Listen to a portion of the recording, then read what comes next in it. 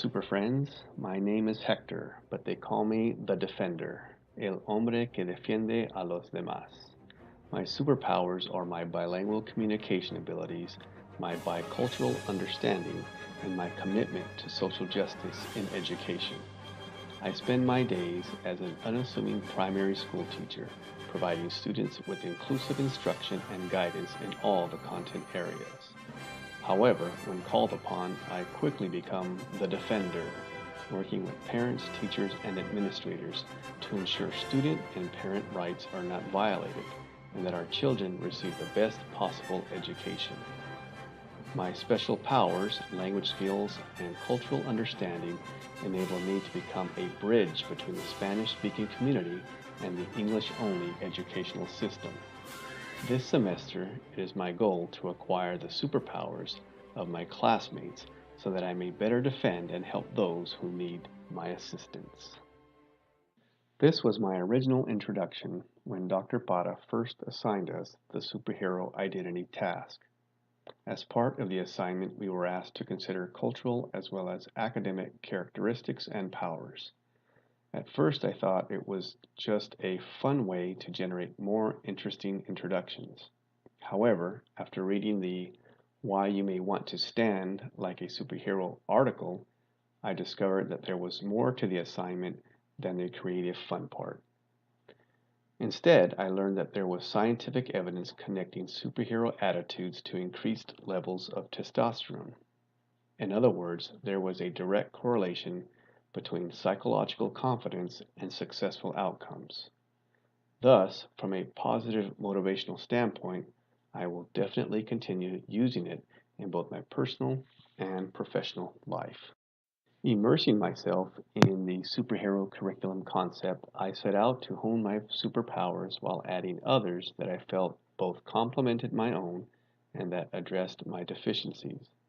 Among the new powers I acquired were the use of flipped classroom instruction, mobile learning, culturally responsive teaching, and game-based learning. The student-centered approach provided by the flipped classroom shifts the focus from the teacher's needs to the students. By front-loading students with schema before the actual instruction of new concepts, students come to class with thought-out and informed needs.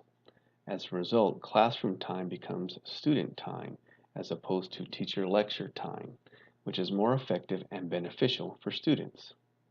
I have already begun implementing this superpower with the majority of my second grade students.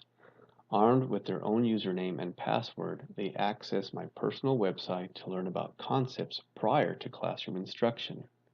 As a result, they come to class with specific inquiries, thereby leaving more time for the concept's actual implementation.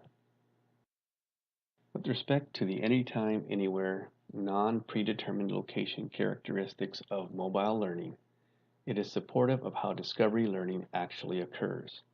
Thus, it is an excellent approach to providing students with genuine and authentic learning experiences, which makes them more likely to stay in long-term memory.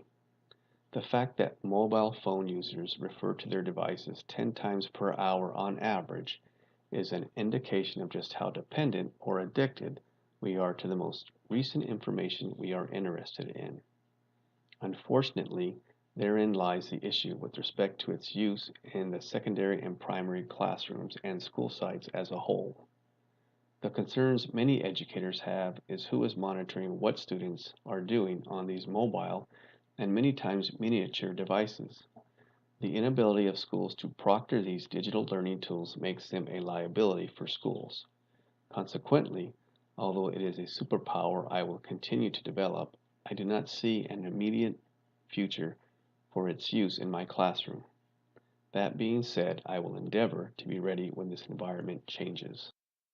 Games in education, also known as game-based learning, taps into the oldest form of human social interaction, play. This method of learning harnesses one of the most critical components of learning, motivation. Without motivation, students cannot or will not acquire the intended learning objectives. Research has proven that rote memorization or time on task approaches do not support long term learning acquisition. When education or training feels dull, we are not being engaged and motivated. In other words, we are not really learning. As a primary school instructor, I have always attempted to use edutainment to provide my students with effective interactive experiences that motivate and actively engage them in the learning process. Although this approach is not uncommon in primary schools, the utilization of online and other digital gaming resources is a challenge for more senior teachers who are barely comfortable with using email and texting technologies. As a superhero determined to help all students achieve, I have and will continue to share my knowledge and experience in game-based learning with my colleagues and students. Given that many, if not most, students spend as many hours gaming as they do learning in classrooms, the future of game-based learning will be at the forefront of educational and training methods. Hence, I will continue to hone my superpowers in this area. Culturally responsive teaching is based on using students' social and cultural experiences to connect with academic concepts, thereby legitimizing what students already know. This student-centered method of teaching addresses both learner motivation and learner existence. By providing authentic learning experiences that address student interests and concerns, long-term acquisition of learning objectives are more likely. My own superhero practice in this area confirms what the research says. In addition, culturally responsive teaching lends itself to cooperative learning environments as students eagerly share their expertise. This phenomenon is also visible in the way students choose to demonstrate their proficiency of the learning task or concept under investigation. Culturally responsive teaching is one of my favorite superpowers, and as with anything else, the more I continue to use it, the more I become better at it. As with most courses I've taken at New Mexico State University, this one has been very rewarding with respect to how it has prepared me to be a better and more informed teacher. The online format is always a bit challenging, especially my effective use of the Canvas course management program. But in the end, I always seem to prevail, if not barely survive.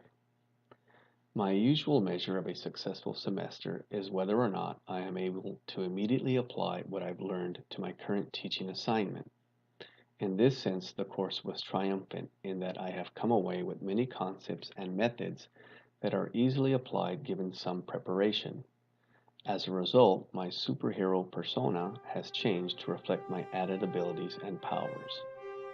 That being said, I want to thank Dr. Para and the rest of my classmates for their expertise and motivational comments. You have helped me become a more effective instructor. Gracias.